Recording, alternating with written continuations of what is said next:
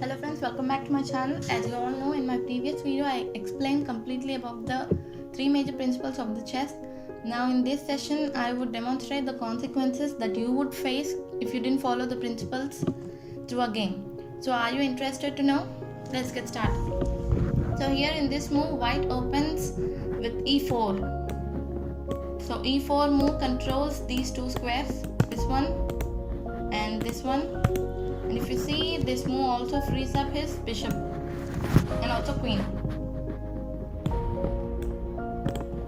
So black replies this with e5, which is the most common move. This e5 controls these two squares, this one and this one, and also blocks this, not allowing this white pawn to proceed forward. So next white develops his minor pieces by putting this knight to f3. So here this f3 controls these two center squares and also puts more pressure on this black pawn. So black can defend his pawn by placing this knight here, or he can push his pawn forward, or he can put his knight here and attack this white pawn. So here in this game, black puts his knight here, places his knight here, putting a counter attack on this black pawn.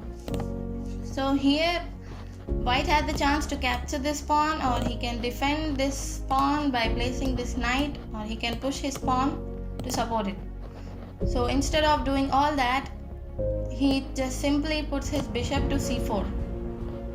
So because he is giving much importance to development, he is not bothering about his e4 pawn, and he is not bothered about to capture this pawn. Rather than he's aiming to develop his pieces. So here there is no support on this pawn, so black would eventually capture it. If you see, this bishop is aiming towards the black's king side. So if you just carefully notice that white has two minor pieces outside and black has only one. So now white develops another minor piece, this knight. If you see, there are three minor pieces. So here black can have the chance to capture this knight, or he can go here or here, but he don't go here to this square because he will block his pawn to proceed forward. And you may think that when he captures this pawn, this knight would also capture this, because when he captures, this pawn attacks the bishop, and this bishop has to go back, which will be a waste of time. So for that reason, this knight, white won't capture this pawn. So instead of doing that, he develops his piece. So instead of making an exchange, black places his knight to the c5 square. So here, if you have clearly noticed that black has moved the same knight over and over. From the second move itself, he is just moving this knight, which would be a great disadvantage to black. Remember guys, in the opening itself, you should not move the same piece again and again, because you would lose moves. In the meanwhile, your opponent would do something.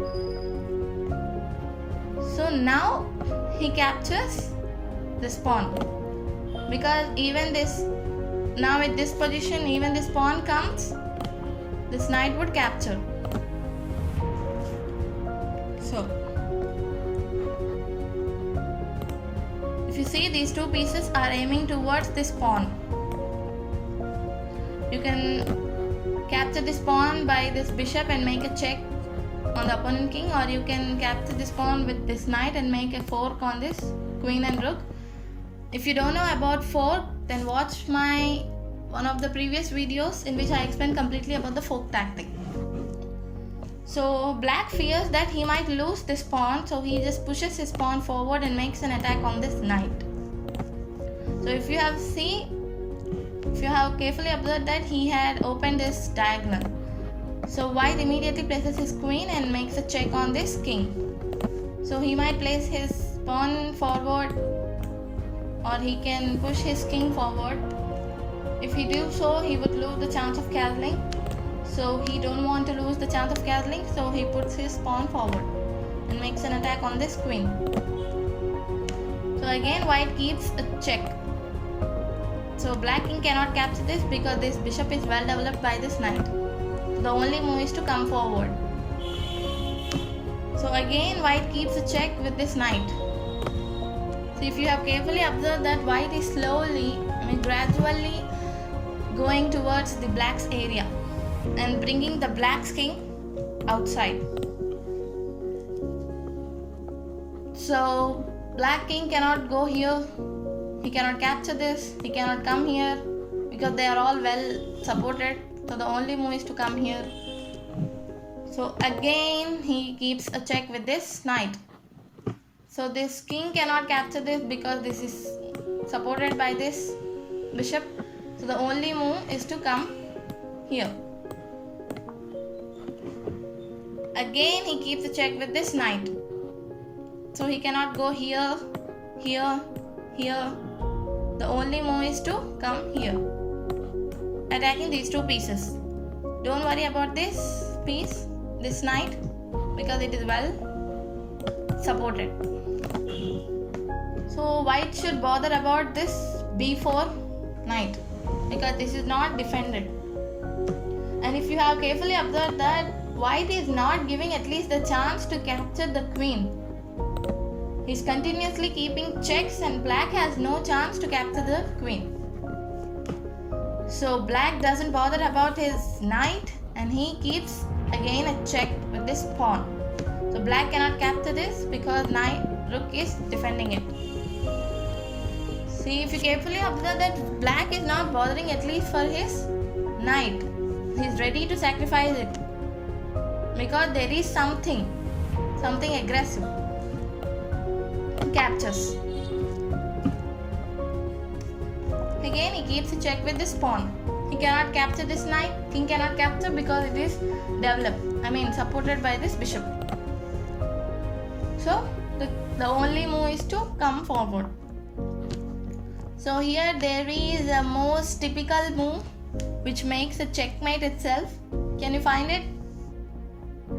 Yes, placing this queen here. What happens if you place this queen here? It's making a check and also it's making a checkmate to this king. If you have seen that this bishop is pinning this king. Very nice now. If you have seen that all the black's pieces are just taking rest on this 8th rank. Only black has developed this knight, which is also useless. So if you develop all of your pieces, you can have a great advantage like this. Don't ever think that you can make a checkmate with only single queen. Single queen also cannot make a checkmate in the opening.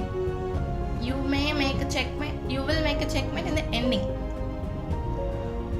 So try to develop all of your pieces and then start attacking. Okay? So this is what happens if you didn't develop all your pieces as fast as possible. And this game perfectly illustrates that. It's very interesting. I had so fun. Guys, if you want to play such interesting games and if you think that there is no chessboard, then you can just install an app called chess.com and you can play games. So hope you guys enjoyed. I'll be soon back with another video.